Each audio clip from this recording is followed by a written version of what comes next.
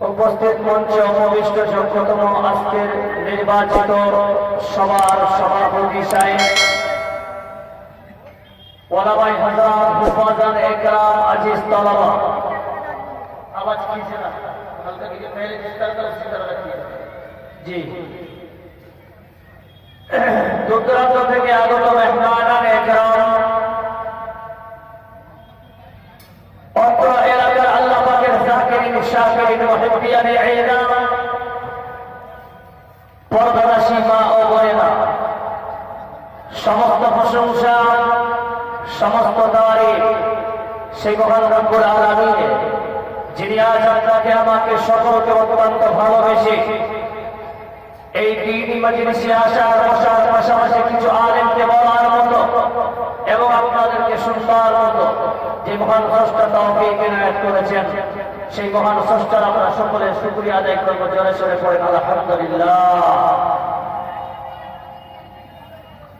লক্ষ্য করে দরুদ সালাম নাযিল আপনার নবী আমার নবী তথা বিশ্ব নবী জনাব মুহাম্মদ রাসূলুল্লাহ সকলে পড়ুন সাল্লাল্লাহু আলাইহি ওয়াসাল্লামের উপরে আল্লাহুম্মা সাল্লি আলাইহি আল্লাহুম্মা বারিক আলাইহি।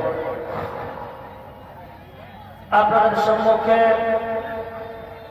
কোরআন থেকে দুটি আয়াত এবং সহিহ হাদিস থেকে একটি হাদিস রেখেছি। কোরআন এবং হাদিসকে সামনে রেখে আজকে আপনাদের সম্মুখে অল্প সময়ের মধ্যে এখান থেকে বিদায় দেব। ওয়া তাওফিক ইল্লা বিল্লাহ রাব্বি ইশরাহ লি সাদরি ওয়া ইয়াসসির লি আমরি ওয়াহলুল উকতাতাম মিন লিসানি ইয়াফকাহু কওলি।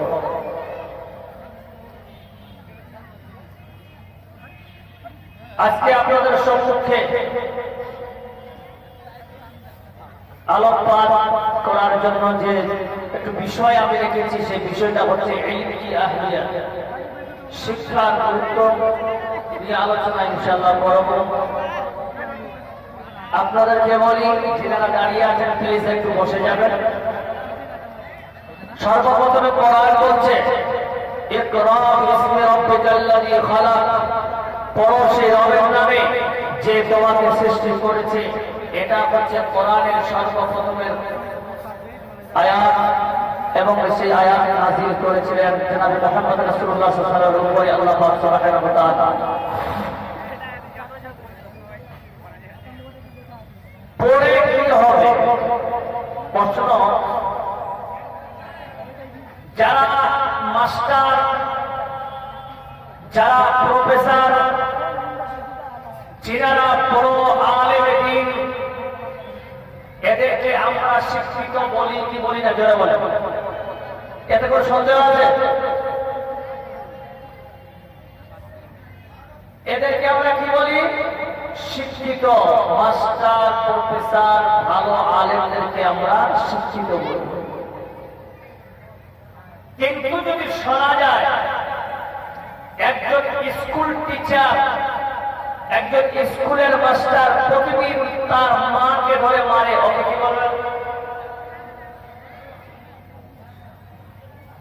ওকে কি বলবেন? শিক্ষিত বলবেন? আপনার কল্যাণী সমস্যা।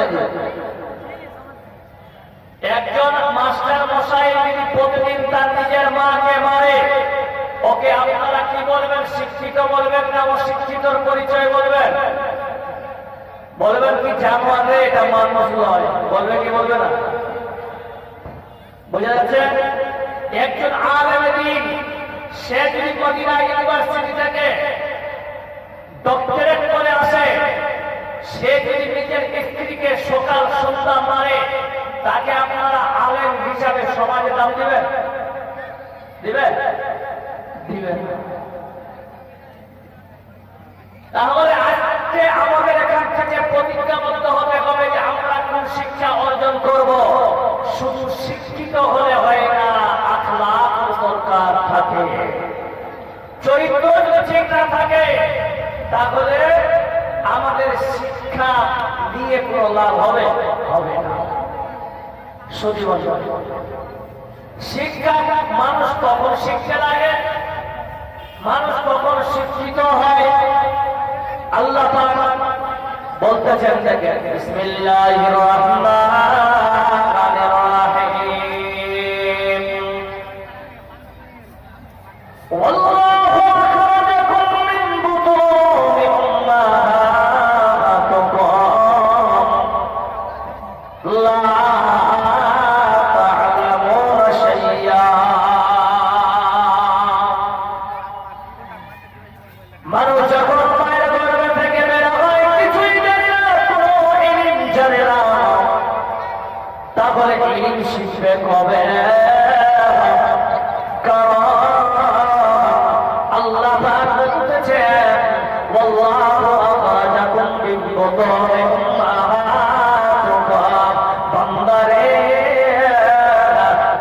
যখন মায়ের গর্ভে থেকে বের হবে সেই সময় তুমি মনে রাখবা ওই সময় তুমি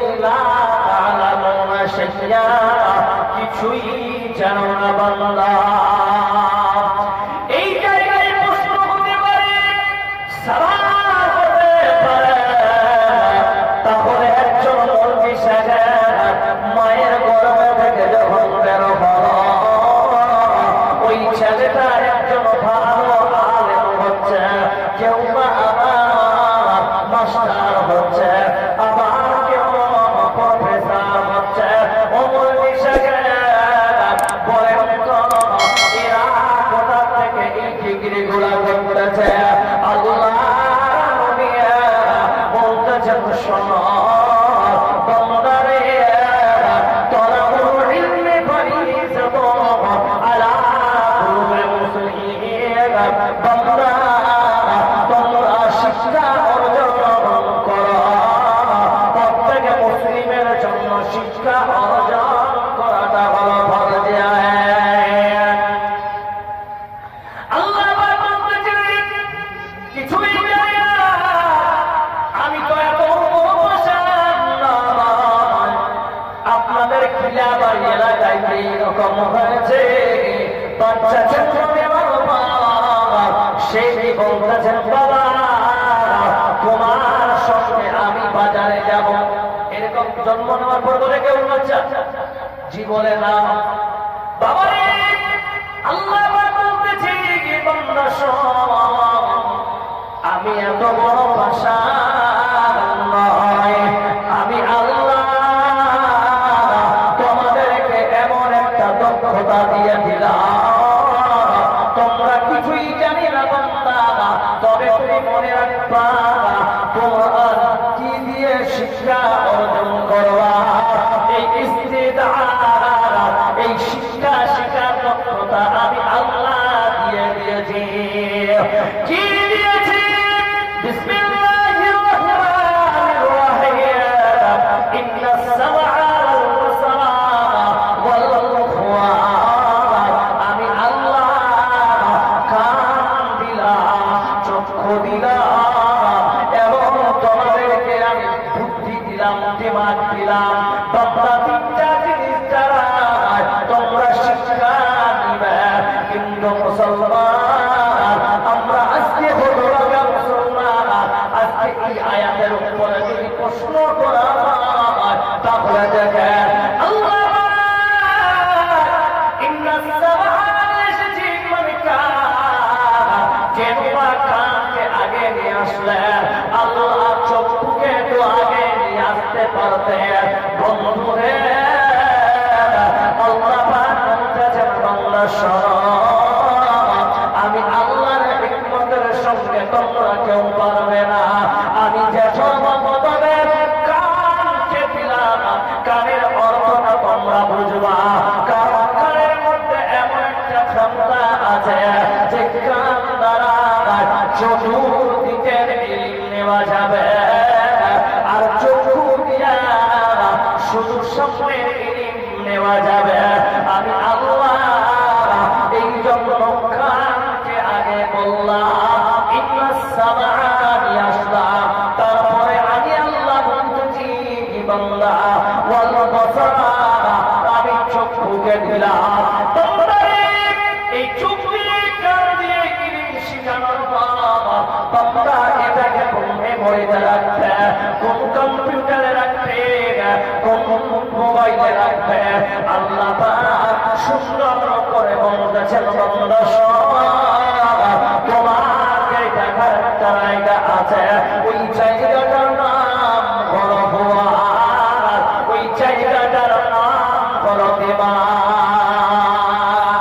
পৃথিবীর জমিনে 164 কেজি যদি মেমোরি হয়, এবার কম্পিউটারের দোকানে গিয়ে যদি বলে 195 আমাকে তুমি 195 জিবি লট করে দাও, কম্পিউটারের দোকানদার বলবে ভাইয়া আমার দ্বারাই সম্ভব নয়, কারণ তোমার জন্য মেমরি হলো 164 জিবি। ওরে বান্দা, তোমাকে 164 নিতে হবে, কিন্তু আল্লাহ আপনাকে আমাকে এমন একটা মেমরি দিয়েছে, মরণ পর্যন্ত বান্দা শিক্ষা দিতেই থাকবে। আল্লাহ বলছেন ঢুকা, এই দিমাগের মধ্যে ঢুকা, সব নিবে। যদি তোমার আমল ভালো হয়, তাহলে বান্দা যদি কোরআন এবং সহিহ সুন্নাহর যদি মিলে, বান্দা তুমি দিমাগে রাখো, বান্দা মনে রাখবা, তোমার সব থাকবে, একটা কিলে হবে না।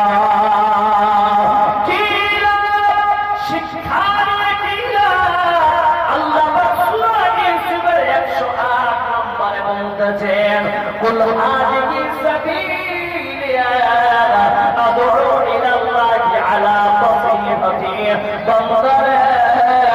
তুমি যে ইলম অর্জন করবা, ওই ইলম অর্জন করে আল্লাহর দিকে মানুষকে আহ্বান করবা।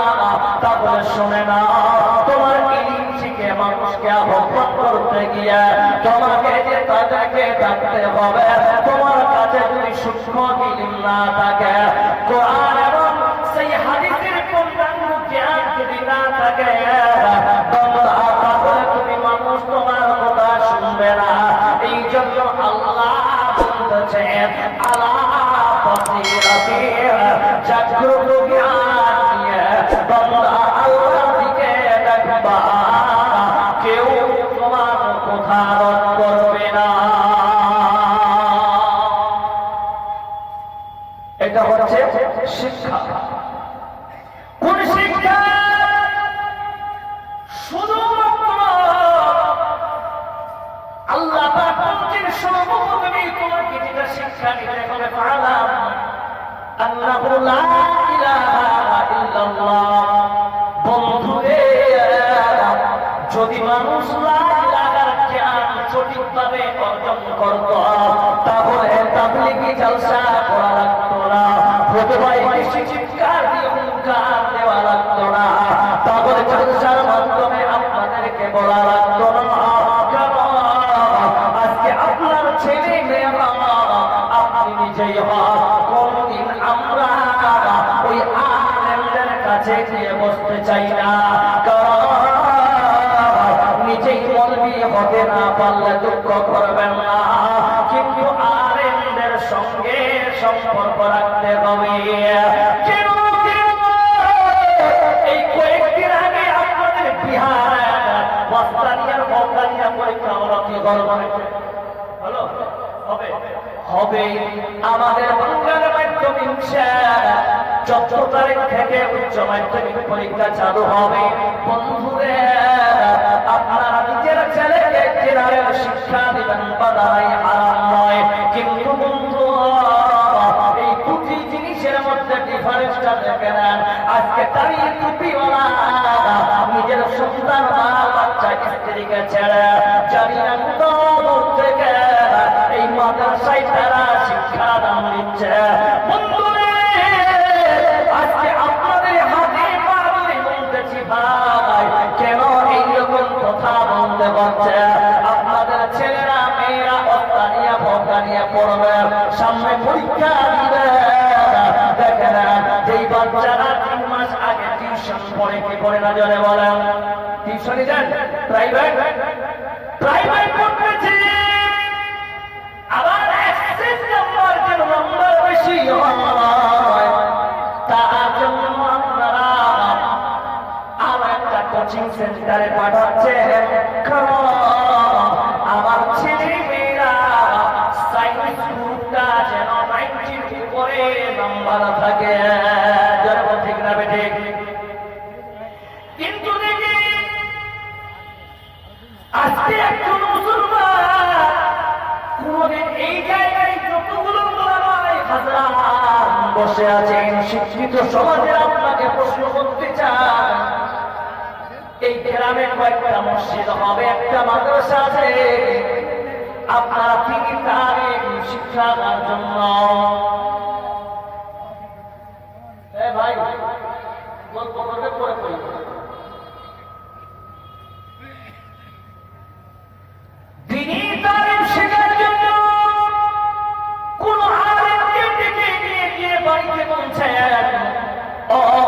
সাহেব দুটা মুরগির আন্ডা সিদ্ধ করলাম খান।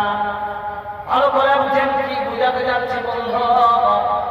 ওই যে জায়গায় দুটো আন্ডা দিলেন সিদ্ধ করার পর দরজার জায়গায় লাগিয়ে দিলেন। এবার মৌলবীকে বলছেন, মৌলবী সাহেব এতদিন ধরে আমি নামাজ পড়ে আসতেছি, আমি নামাজ আমার ঠিক হচ্ছে কি জানি না। মৌলবী সাহেব ওই মসজিদে 10টা লোকের সামনে বলতে লজ্জা করতেছে, আপনি তাড়াতাড়ি করে আমার নামাজটা দেখেন ভুল আছে না সঙ্গে। আল্লাহ বলতেছে, বান্দা আজকে মুসলমানকে বাংলা জায়গায় জায়গায় লাখি মার খাচ্ছি, কারণ আমাদের কোরআনের বিধান আমরা আল্লাহর নবীর সেই হাদিসকে ছেড়ে দিয়ে যার কারণে আমাদের লজ্জিত হতে হচ্ছে। বড় ঠিক না বেঠে ওই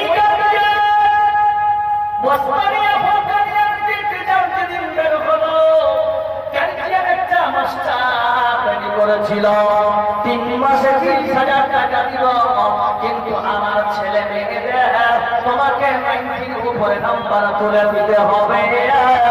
যখন এই কথা শুনেছে মাস্টার, যেদিন মার্কশিট হাতে চলে এসেছে, সেদিন মাস্টারের বাড়িতে গিয়ে বলছে, মাস্টার রে তাড়াতাড়ি করে বেরিয়ে আসো।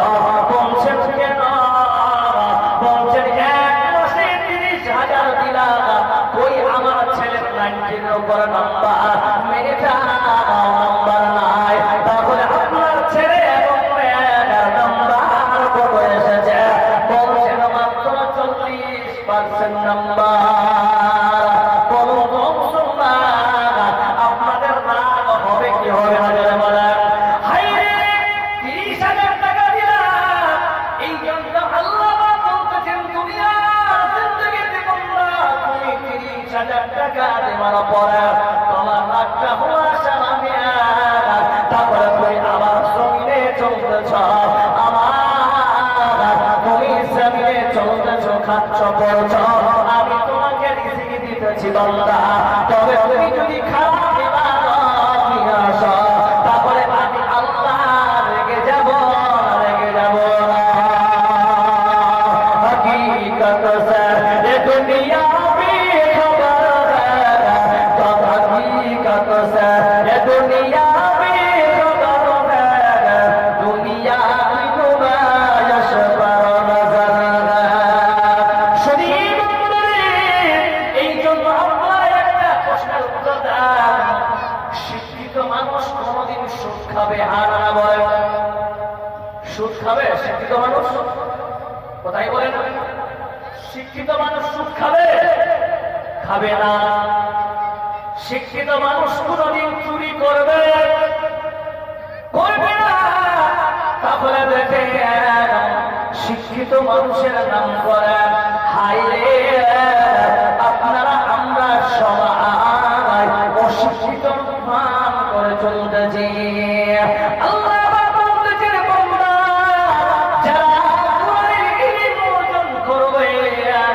তাহলে এই ব্যাপার আমরা তো মৌলবী নয়, আমরা কি করে কোরআন শিখব? দরকার নাই। মুসলমান এমন একটা জাতি যার ধর্ম চর্চা পৃথিবীর যতগুলো ধর্ম আছে সব থেকে তার বেশি চর্চা। কেমন কথা? 1 বছরে 365 দিন হয়, তোর মধ্যে 52টা সপ্তাহ হয়, 52টা সপ্তাহের মধ্যে 52টা ফুটবা হয়। এবার থেকে 52টা ফুটবাতে আরেকটা ফুটবার মাধ্যমে বলে এটা হারাম, এটা হারাম। এইভাবে করতে করতে করতে সব আলেমেরা জালসার মাধ্যমে তারা বয়ান করতেছে।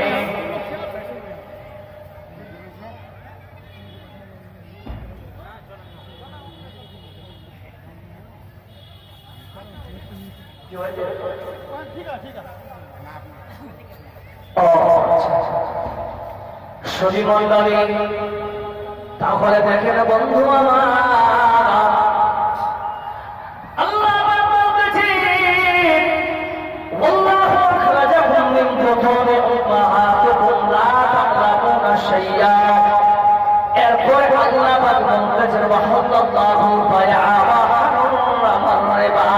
তোমরা যদি শিক্ষিত কোরআনের শিক্ষা তোমার যদি থাকে, তাহলে আল্লাহ দেখে তোমার শিক্ষা নিয়ে কি লাভ হবে। তুমি হালালটাকে বুঝতে পারবে, হারামটাকে বুঝতে পারবে। আল্লাহ বলতেছে ভাইরা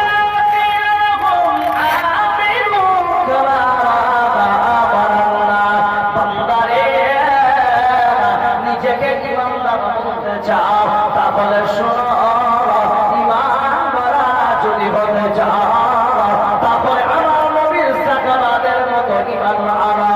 কেমন আজকে মুসলমানের ঘরে ঘরে ঘরে ঘরে সুদ করে বেড়ে গেছে, বলো ঠিক না বেজে। তারপরে ইমানদার জানে সুদ আল্লাহ হারাম করে দিয়েছে। তারপরে পাক্কা যারা ইমানদার তারা কোনোদিন শপথ খেতে পারে না।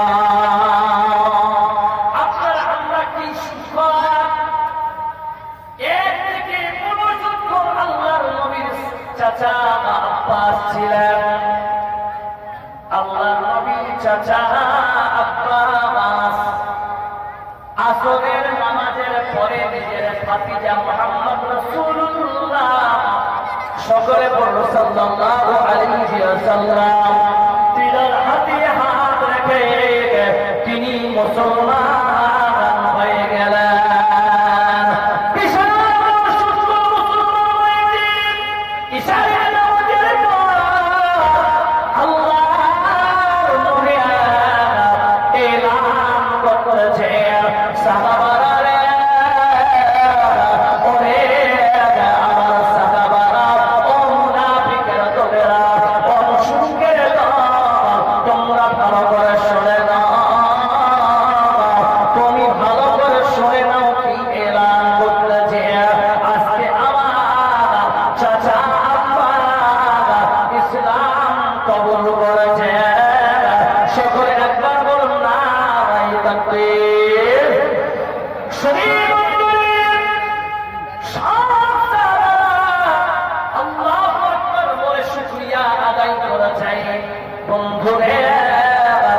এবার মুমিনের কর্তব্য দেখো, যারা শিক্ষিত যাদের কাছে কোরআনের শিক্ষা আছে এবং হাদিসের শিক্ষা আছে, তারা শুনবে, আমলে লেগে যাবে।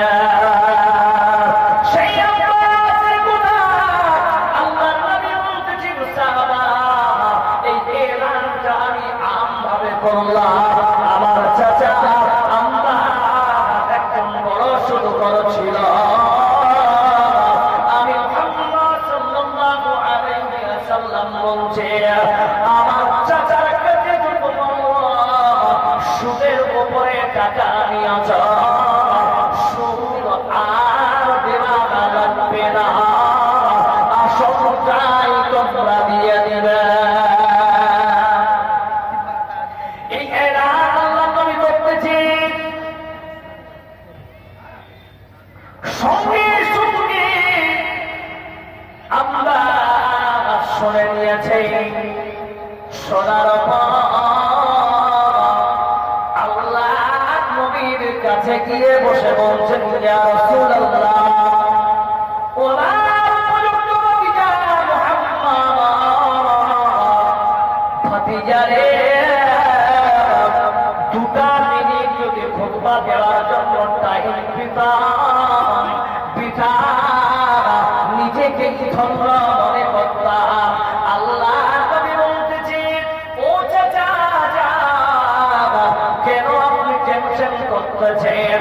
দুটা মিনিট কেন, আপনার মন চাই যা খুশি বলতে পারে। আমরা সঙ্গে সঙ্গে তিনি দাঁড়িয়ে বলছেন,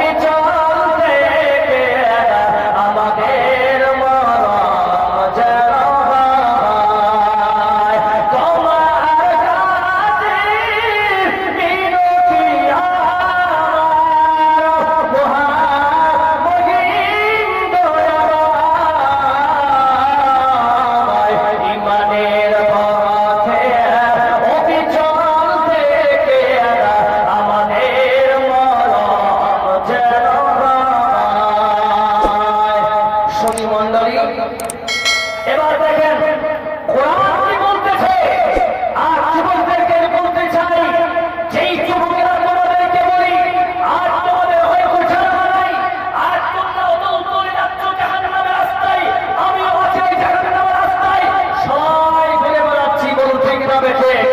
আজ মুসলমানের ঘরে ড্যান্স হবে, মুসলমানের ঘরে নাচ হবে, এটা কোনোদিন মেনে নেওয়া যাবে? যাবে না? যাবে? কথা বলেন, যাবে না? যাবে না? আপনার চোখ থাকলে কথা হবে। যারা বলেন নারায় তাকবীর, এটাই জানে, এর থেকে আর কিছু জানে না। বাস এটুকু বলতে থাকে। এবার বলছি শোনো,